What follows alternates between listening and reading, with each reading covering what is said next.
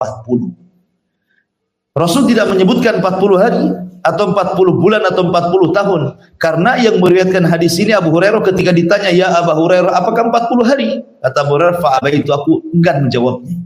40 bulan aku pun enggan menjawabnya. 40 tahun aku pun enggan menjawabnya. Artinya bisa berlaku 40 hari, bisa berlaku 40 bulan, bisa juga berlaku 40 tahun. Ini kejadian hancurnya alam semesta ini. Di sini Allah mengatakan, "Idza zulzilatil ardu zilzalaha wa akhrajatil ardu athqalaha." Dan Allah keluarkan beban-beban isi bumi yang sangat berat. Ada dua penafsiran para ulama. Kapan terjadi Allah keluarkan beban-beban berat atau yang tersimpan di perut bumi itu? Ada yang mengatakan maksudnya pada hari itu Allah keluarkan semua pembenaran bumi, bukan hanya bicara tentang migas gitu ya, minyak dan yang semacamnya, tetapi juga emasnya, peraknya, jamrudnya, semua dikeluarkan. Dan orang-orang kafir menyaksikannya. Tapi buat apa emas di depan mata kalau kiamat sudah datang kan gitu ya. Jadi walaupun di depan mereka ada emas, ada perak, ada jamrud, ada macam-macam perhiasan, tidak tertarik. Bahkan Allah mengatakan, "Yauma yafirrul mar'u min akhi wa ummihi wa abi wa sahibatihi wa banihi likulli imri'in minhum yauma idzin sya'nun yughni." Enggak ada yang tertarik. Kenapa? Orang sibuk lari dari saudaranya, lari dari ibu bapaknya, lari dari istri dan anaknya. Setiap orang itu sibuk masing-masing mengurus dirinya. Jadi enggak ada ketertarikan soal dunia lagi. Ada juga yang mengatakan wa akhrajatil ardu athqalah ini pada tiupan sangkakala kedua yang disebut dengan yaumul ba'tsi wan nusyur, hari kebangkitan manusia. Disitulah Allah keluarkan beban-beban berat. Maksudnya berat di sini artinya jasad-jasad manusia yang terkubur sejak zaman Adam sampai yang terakhir mati. Akhrajatil ardu, bumi mengeluarkannya. Semua dikeluarkan, dihidupkan kembali. Anda bisa bayangkan jasad sebanyak itu.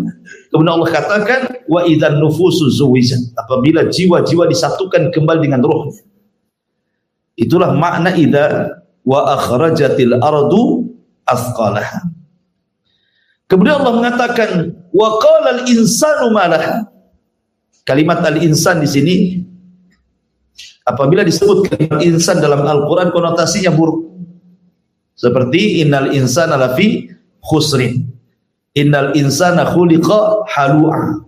Ya. Termasuk juga di sini wa qalal insanu malaha. Maksudnya yang berteriak ini bukan orang-orang yang beriman, tetapi orang-orang kafir berteriak. Malaha, ada apa ini? Kalau dibawa kepada tiupan pertama, maka mereka mengatakan seperti ini karena dahsyatnya kiamat. Tetapi kalau dimaksud adalah tiupan yang kedua, kata-kata malaha, maka kebingungan orang-orang kafir. Kenapa? Karena ketika mereka dibangkitkan tidak ada maklam lagi di bumi. Maksudnya tidak ada alamat di bumi.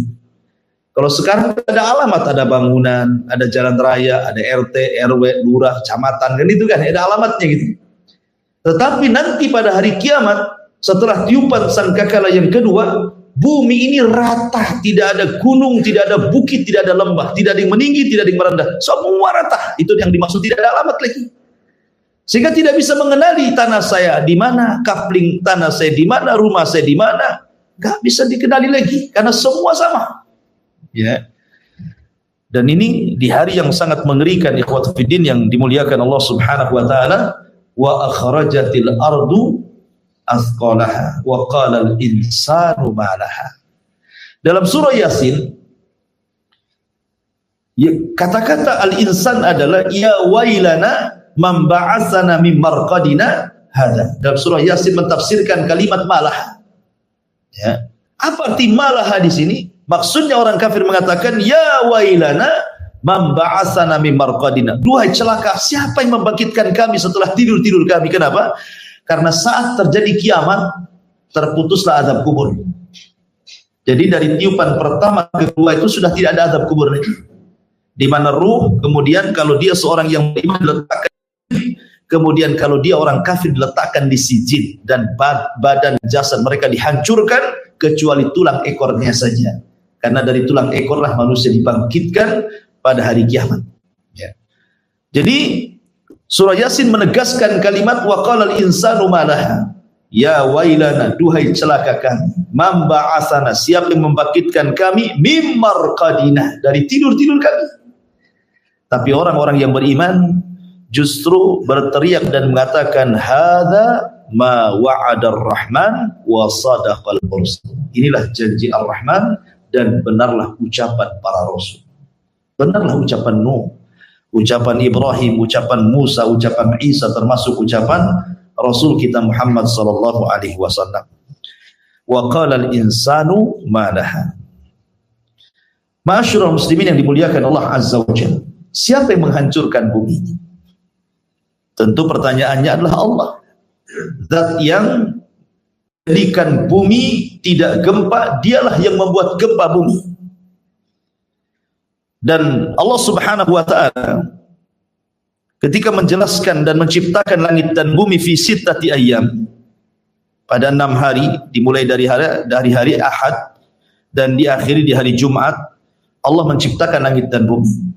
Kemudian tsumma stawa 'alal 'arsy. Kemudian setelah itu Allah Subhanahu wa taala istiwa di atas arsy. Ya.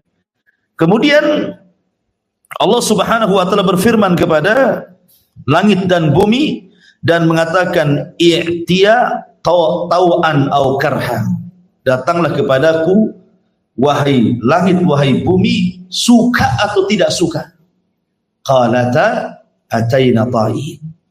Maka bumi dan langit mengatakan, maka atas perintah apapun yang kau perintah. Artinya kapanpun Allah Subhanahu wa taala memerintahkan langit untuk digulung, maka langit sudah siap. Ataupun Allah memerintahkan kepada bumi untuk gempa, maka kapanpun bumi sudah siap. Karena kedua makhluk ini tidak bermaksiat kepada Allah Azza wa Jalla, baik langit ataupun bumi. Ingat kisah Qarun.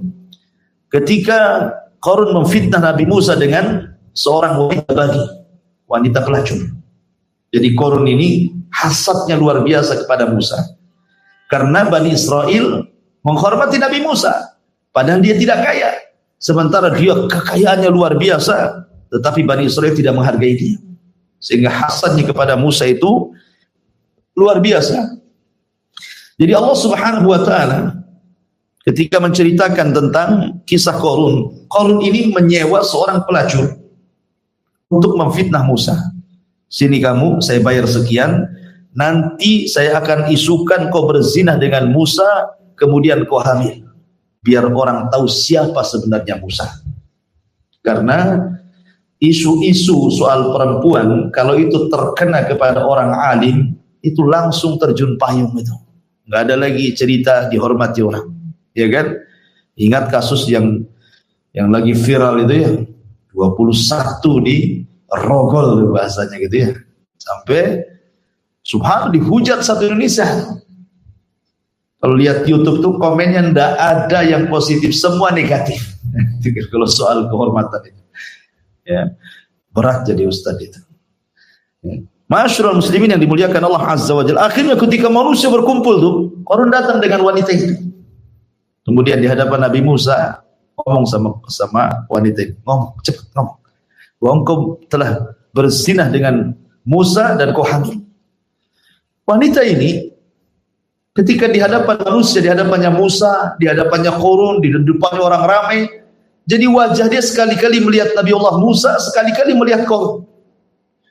Sehingga dia tidak tega melihat Nabi Musa, apalagi wajah Musa ini memiliki karisma. Ketika dia hendak memfitnah Musa, tidak jadi. Tidak mau dia. Justru dia mengatakan sesungguhnya Qarun yang telah membayarku untuk mengatakan bahwa aku berzina dengan engkau hai Musa. Wow, orang-orang jadi ramai lah jadinya kan. Karena wanita ini tidak mau masalahnya mengaku. Oh Musa, emosi lah kan gitu. Akhirnya Musa pun mula'ana, saling melaknat antara Qarun dan Musa. Tapi Qarun pun melaknat Nabi Musa. Macam mana dia melaknat nabinya? Laknatnya tidak akan diterima oleh Allah Subhanahu wa taala. Dari situlah maka Musa berdoa kepada Allah dan Allah katakan kepada Musa, "Ya Musa, perintahkan bumi karena aku sudah perintahkan dia untuk menuruti kata-katamu." Dari situlah Musa alaihi salatu wassalam mengatakan kepada bumi, ya arda ibla'i, kata Musa, wahai bumi telan orang ini. Ketika Musa ngomong begitu saja, langsung gempa bumi terbelah. Anehnya tidak langsung terperosok, termasuk rumah-rumahnya, gudang-gudang kekayaannya. Ketika Qarun masuk ke tanah, ketika sampai di pusar, tidak langsung amblas. Rumahnya juga sama, mengikuti segitu. Kenapa tidak langsung saja dimasukkan ke bumi? Supaya manusia melihat bagaimana Allah Subhanahu wa taala mengadab. Sebab kalau langsung terproses saja hilang Qarun kan, manusia tidak bisa melihat kan. Jadi manusia biar melihat bagaimana azab Allah kepada Qarun. Banyak orang yang hendak menolong Qarun tetapi tidak bisa mendekat karena buminya kemudian malah mengejar orang yang menolongnya. Jadi takut orang-orang sehingga melihat dari kejauhan saja. Sampai akhirnya hari pertama dijepit bumi, hari kedua belesak lagi ke bumi, hari ketiga hilang seorang-orangnya, sak rumah-rumahnya, sak gudang-gudangnya. Allah katakan wa khasafna bihi wa bidarihil ardh. Akan Qarun dan seluruh kekayaannya kan. Kan? Artinya bahwa bumi taat kepada Allah kan. Karena dia mengatakan, wahai Musa, perintahkan bumi karena dia sudah kusuruh taat kepadamu. Jadi ketika Allah Subhanahu wa taala menghancurkan bumi ini, ya karena bumi tidak maksiat kepada Allah. Kata bumi hancur, maka bumi akan menghancurkan dirinya. Itulah idza zulzilatil ardu zilzalaha. Wa qala al-insanu ma laha yawma idzin tuhadditsu akhbaraha. Ma'asyiral muslimin yang dimuliakan Allah Azza wa Jalla. Apa yang dimaksud yauma idzin tuhadditsu akhbaraha? Pada hari itu bumi menghabarkan beritanya. Di sini Allah Subhanahu wa taala hendak bicara tentang syuhud yaumal qiyamah. Bahwa nanti pada hari kiamat semua manusia tidak akan mengelak. Di bumi ikhwan, kalau orang berbuat jahat kemudian dilaporkan ke pengadilan, bisa saja dia mengelak. Dia bayar pengacara supaya bersilat lidah pengacaranya, akhirnya yang salah jadi benar. Minimalnya hukuman yang berat jadi ringan, yang lama jadi sebentar kan gitu ya. Ya, di dunia Anda bisa bayar lawyer, bisa bayar pengacara yang mahal, yang kondang, yang ahli bicara gitu ya. Tapi di akhirat tidak, karena saksinya bukan manusia. Saksinya macam-macam, bukan hanya manusia saja. Tentu yang pertama kali saksi yang paling besar bukan hanya bumi, tetapi Allah. Allah akan jadi saksi bagi kita. Dan kalau Allah Subhanahu wa taala sudah jadi saksi bagi kita, sebenarnya tidak berhajat lagi kepada saksi yang lain kan.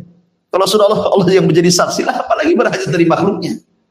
Tetapi Allah Subhanahu wa taala ingin menguatkan saksi-saksinya, bukan hanya dia saja. Sebenarnya kalau dia jadi saksi sudah cukup. Ya. Tetapi para nabi akan menjadi saksi. Termasuk Nabi kita Muhammad sallallahu alaihi wasallam akan menjadi saksi. Fa kaifa idza ji'na min kulli ummatin bisyahid wa ji'na bika ala haula'i syahida. Ketika Rasul memanggil Abdullah bin Mas'ud radhiyallahu anhu, mengatakan Abdullah bin Mas'ud ini kan salah satu katib wahyu, penulis wahyu Nabi. Banyak penulis wahyu itu, Abdullah bin Mas'ud, kemudian Muawiyah bin Abi Sufyan, Ubay Ibn Ka'ab ini yang paling mutkin, ya. Ubay bin Ka'ab sampai-sampai ketika Rasul lupa baca surat dalam sholat, kemudian sahabat bertanya, Rasul, apakah surat itu sudah dimansuh? Artinya kenapa nggak dibaca? Ataukah Anda lupa? Kata Rasul, saya tidak lupa dan ayat itu tidak dimansuh, tidak dihapus. Maka sahabat mengatakan tidak ada lupa. Maka ketika banyak para sahabat yang kemudian membenarkan kata-kata sahabat ini, yang dipanggil siapa? Aina Ubay? Di mana Ubay bin Ka'ab? Kata Rasul. Kenapa? Karena dia yang paling mungkin hafalan Qurannya. Betul nggak tadi saya lupa baca Quran? Katanya. Kata Ubay, iya wahai Rasul. Tetapi ingat bahwa lupanya Nabi SAW bukan karena Nabi pelupa, tidak. Lupanya Nabi SAW membuat sebuah syariat. Jikalau seorang imam lupa baca, bagaimana caranya menegur? Kalau Rasul tidak pernah lupa dalam sholatnya, susah pula nanti kalau imam lupa kan? Karena ada contohnya. Ya. Karena Nabi SAW itu tidak pernah lupa. Makanya Allah mengatakan, sanukri'uka fala tansa.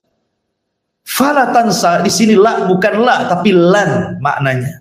Kalau mau diganti sanukriuka fala, la di sini lan artinya. Lan tansa dengan la tansa beda. Kalau la itu jangan lupa, tapi lan tidak lupa gitu maksudnya. Karena ketika Jibril membacakan ayat apabila memberikan wahyu kepada Rasul, maka Rasul itu saking takut lupa, kalau Jibril membaca dia ikut baca. Qul huwallahu ahad, kata Rasul, qul huwallahu ahad. Allahu samad, kata Jibril. Rasul mengatakan qul huwallahu. Kata Jibril, tidak perlu kau ikut-ikut katanya kan. Kenapa? Biar dengarkan saja, saya yang baca. Nanti Allah akan letakkan hafal di dadamu. Makanya Allah mengatakan la tuharrik bihi lisanaka lita'jala bi. Enggak perlu kau tergesa-gesa, dengarkan saja. Ya. Nanti Allah simpan. Inna jama'na gimana dalam Quran? La tuharrik bi lisanaka lita'jala bi, inna alaina jam'ahu wa Qur'an. Kami kumpulkan nanti Quran di dadamu. Dari sini kata para ulama, inilah perbedaan Rasul dengan Adam. Kalau Adam itu pelupa. Adam diajarkan wa 'allama Adam al-asma' kullah. Semua nama-nama diajarkan sama Adam, termasuk soal halal dan haram, termasuk juga pohon yang tidak boleh didekati. Tetapi Adam lupa, dekat pula sama pohon itu karena was-was syaitan. Makanlah buah khuldi, keluar dia dari surga. Gitu ya. Dia lupa sama pohon itu. Nah, dari situlah keturunan disebut al-insan. Manusia karena pelupa. Ya. Tapi Rasul tidak. Kalaupun seandainya ada ayat yang tidak lupa dibaca Rasul, boleh jadi ayat itu dimansuh, manansakh min ayatin aw nunsiha na'ti bi khairi minha aw mithliha, ataupun memang lupa karena sebuah syariat untuk nanti dijadikan percontohan kepada umatnya. Antara itu saja. Tapi Rasul tidak pernah lupa. Rasul itu kuat hafalannya. Ma'asyiral muslimin yang dimuliakan Allah Subhanahu wa taala. Jadi yang jadi saksi adalah Allah, para nabi, termasuk Nabi sallallahu alaihi wasallam. Ketika Abdullah bin Mas'ud yang mengatakan, wahai Abdullah bin Mas'ud, bacakan kepadaku. Abdullah bin Mas'ud, Rasul, Quran itu turun kepadamu. Apa yang pula aku baca gitu ya. Tapi dari sini faedahnya, terkadang orang mendengar lebih tergerak hatinya dibandingkan membaca kan gitu. Terkadang ada orang mendengar Quran bisa nangis, bisa tobat gitu ya. Kalau baca sendiri kadang nggak ada apa baru ya, kadang-kadang. Ya mungkin merasa suaranya grebek nggak jelas mungkin ya. Kalau yang baca ini suaranya sudah surem, kalau antum serem. Bukan surem, serem ya. Intinya bahwa ketika Rasul meminta dibacakan, Abdullah bin Mas'ud padahal enggak mau, tetapi akhirnya dia pun membacakan surah Nisa sampai kepada ayat ini. Fa kaifa idza ji'na min kulli ummatin bisyahid wa ji'na bika ala haula'i syahida. Kata Rasul, cukup. Kata Abdullah bin Mas'ud, aku melihat air mata keluar dari kedua mata Rasul membasahi janggutnya. Fa kaifa idza ji'na, bagaimana kalau seandainya kami datangkan pada tiap-tiap umat ini saksi dari kalangan para nabi. Dan engkau wahai Muhammad jadi saksi mereka. Jadi begini, Nabi dijadikan saksi bagi umatnya, tetapi Rasul dijadikan saksi bagi nabinya. Karena nanti setiap nabi itu akan datangkan di hadapan umatnya. Kemudian Allah akan mengatakan kepada umatnya, betulkah nabimu sudah menyampaikan risalahnya? Contohnya Nuh. Hei Nuh, kamu sini. Kumpulkan umatnya Nuh. Maka Allah akan mengatakan kepada umatnya Nuh, hei umat Nuh, betul enggak Nuh sudah menyampaikan risalah kepada kalian? Maka umatnya yang kafir mengatakan berdusta, tidak pernah katanya. Maka Allah mengatakan, ya Nuh, lihat, kau belum pernah menyampaikan risalahku kepada mereka. Buktinya mereka mengatakan tidak pernah. Ada enggak saksi yang membuktikan bahwa engkau menyampaikan risalahnya? Kata Nuh, ada. Dipanggillah Nabi SAW. Bayangkan jarak Nuh kepada Nabi ini enggak ketemu.